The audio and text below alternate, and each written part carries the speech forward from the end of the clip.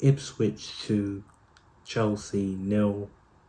Honestly, as a football fan, I'm not surprised about this result because I can sense a pattern as a football fan where, for example, Tottenham Hotspur, great case study for this type of thing. They'll beat Man City and then they'll lose to Wolves the week after. It felt like that type of game. And after watching the Ipswich Arsenal game, well, I didn't watch the whole thing, but I just felt that Ipswich would rise to the occasion, and they did. But even then, I still had a bit of confidence that, we can get the 3 points. And we didn't. We didn't. I mean, the first half was very lethargic and lazy.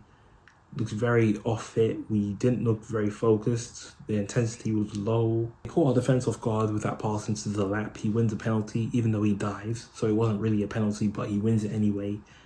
And he converts it. And pretty much we have a lot of work to do. But even then, it's not like, it didn't seem like that was the wake-up call. Because then straight afterwards, he had another chance. Jorgensen saves it, but still it's like, the lads didn't really wake up. The only good thing to come out of that first half was the Palmer assist, but the goal was disallowed because Felix was offside. And the second half was just a repeat of the first one. Pretty much like for like, the same thing. Pretty much sideways, backwards, sideways, backwards, sideways, backwards, and even then we're very slow. Very, very slow. I felt like Palace all over again. It was very, very slow. And I'm not gonna lie, looking at the team today, like, I'm questioning the lineup. Like, I understood the manager made changes and I understood why the manager made changes, but he got it wrong today. Like, all right, fine, Jorgensen at goalkeeper, and I feel bad for him because he wasn't awful, but it's just unlucky. And that might be the only Premier League game he plays, and I prefer him over Sanchez. But then we have Disasi at right back, but he can't play there. He's the least comfortable there. And we have 3 fullbacks on the bench. I understand if you're not going to play Reece, but the other two, you could have played them there. And even looking at the midfield, like Enzo and Caicedo can't play every single game. And last season, I was stressing about how we need a backup midfielder. And we get Dewsbury Hall, and the guy barely plays.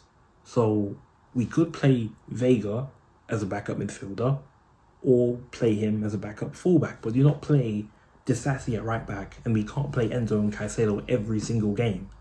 So that's one thing that I'm worried about. That's one thing that worried me throughout. And going forward, with Felix, apart from the goal, nothing much. Palmer tried to make things happen, unlucky. Madueke just showed why he wouldn't have made much of a difference against Fulham, and Nkunku didn't do anything. So there's nothing really positive. There's no positive I can take from the game. Now, I'm going to be honest with you. I don't think we're going to go on a run of bad form throughout January. I do think January will be better. I think we'll start the year off well. I just think that we need to be very careful with these type of results because these type of results can cost us top 4. We're very easy to catch off guard and we're not very alert.